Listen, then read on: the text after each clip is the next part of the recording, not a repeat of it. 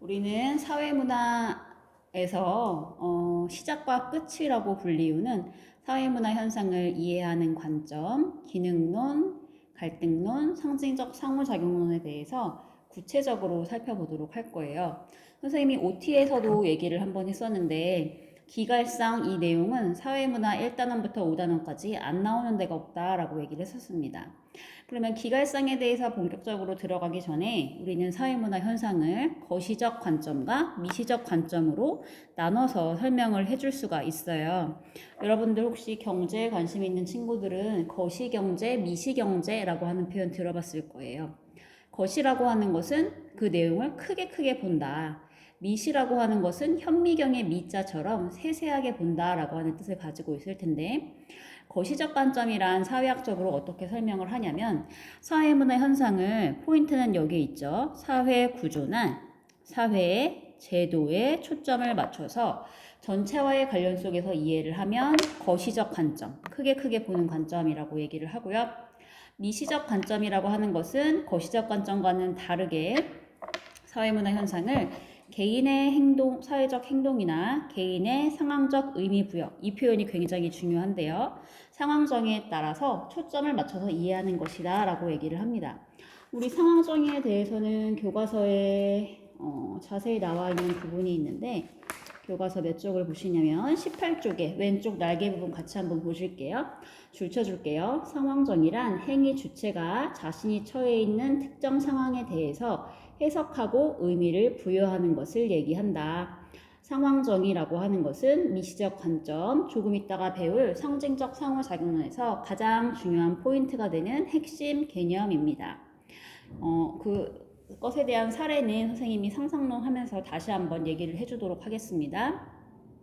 다시 거시적 관점 같은 경우에서는 사회 구조나 제도에 초점을 맞춰서 얘기를 하기 때문에 객관적 사회 조건을 중시하게 되겠죠.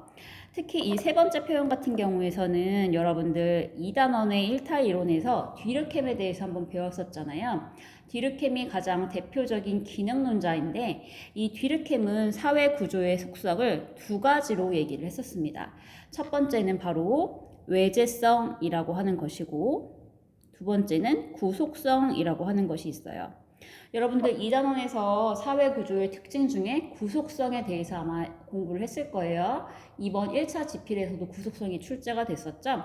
노란색으로 색칠한 이 부분을 보시면 외부에서 개인을 구속하는 사회구조의 힘을 중요시한다. 즉 사회구조의 구속성을 강조한다 라고 얘기를 하는데 고등학교 사회문화 교과서기 때문에 이렇게 풀어서 얘기를 한 거지 실질적으로 여러분들이 사회학 책을 보게 되면 딱 이 두 가지 단어로 정의를 하게 됩니다. 사회구조는 외재성과 구속성을 가지고 있다. 외재성이라고 하는 것은 바깥 외에 있을 제자를 써요. 그래서 개인 바깥에 존재하는 사회구조다 라고 하는 첫 번째 특징. 두 번째는 개인 밖에 존재하는 사회구조가 개인들을 구속한다 라고 하는 특징을 가지고 있어서 외재성과 구속성으로 함축해서 얘기를 할 수가 있겠습니다. 이에 대비해서 미시적 관점 같은 경우에서는 개인을 초점을 맞추다 보니까 개인의 자율성과 상호작용을 매우 중요시하게 되겠죠. 그래서 사회 구조가 중요한 것이 아니라 사회 구조는 단순히 개인 행위의 선택 범위를 제한하는 것일 뿐이지 정말 중요한 것은 개인의 자율성이다 라고 얘기를 하는 것입니다.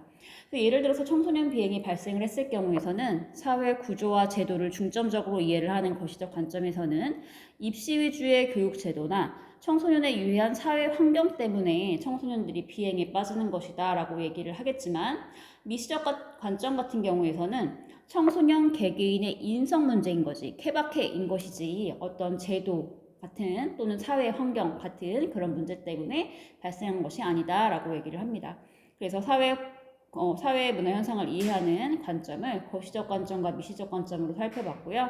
여러분들 책 많이 읽어보거나 예습을 하신 친구들은 이 거시적 관점, 미시적 관점을 비유하는 그림도 많이 보셨을 거예요. 그래서 여러분들이 예를 들어서 등산을 하게 됐다라고 생각을 했을 때 산에 올라가서 그 꼭대기에서 이제 아래 모습을 쭉 바라봤을 때 높은 산에 올라가게 되면 산등성이도 보이고 그 밑으로는 이렇게 하천도 보이고 그 다음에 어떤 마을도 보이고 건물들도 보이고 큰 관점에서 볼 수 있는 것을 거시적 관점이라고 얘기를 한다면 미시적 관점에서는 산에 올라가다 보면 보이는 나무들 이렇게 나무가 있구나. 여기에는 이러한 잎이 또 피어져 있구나.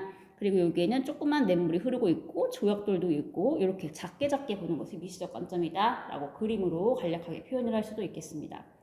자, 이러한 거시적 관점과 미시적 관점의 기본 입장을 이해를 하셨으면 장단점을 공부를 하실 텐데 거시적 관점 같은 경우에서는 사회 구조와 제도를 강조하기 때문에 개인이 사회 구조에 영향을 받는 측면을 설명하기 좋겠죠. 하지만 사회 구조의 영향만 있는 것이 아니라 개인의 자율성과 능동성도 존재를 하잖아요. 이 부분은 아마 여러분들이 2단원에서 사회 실제론과 명목론으로 공부를 했을 것입니다. 그 단점 같은 경우에 개인의 자율성과 능동성은 제대로 보지 못한다라고 하는 것을 단점으로 지적할 수 있겠죠. 미시적 관점 같은 경우에서는 거꾸로 사람들의 개개인의 행동을 중시하다 보니까 개인의 자율적, 주관적 행위의 의미 설명은 용이하다. 하지만 거꾸로 사회구조가 분명히 개인한테 미치는 영향도 있을 것인데 이 부분은 잘 보지 못한다는 단점이 존재하겠죠. 그래서 우리는 결론이 뭐야? 사회문화 현상을 이해를 할 때 이 거시적 관점과 미시적 관점을 잘 조화롭게 균형을 가지고 바라봐야 된다라고 얘기를 할 수 있겠습니다. 네, 여기까지는 이제 워밍업이었어요. 우리가 이렇게 거시와 미시를 공부를 한 이유는 결국에는 우리는 요 기능론과 갈등론 그리고 상징적 상호작용론을 공부하기 위한 베이스로 이 거시적 관점과 미시적 관점을 공부했다라고 생각을 하시면 되고요. 우리 2단원에서 아마 다 배웠던 부분일 거예요. 거시적 관점, 사회 구조와 제도, 사회 구조의 구속성을 강조하는 것은 바로 사회가 실제로 존재한다라고 보는 이론인 사회 실제론과 관련을 맺을 수가 있겠고요.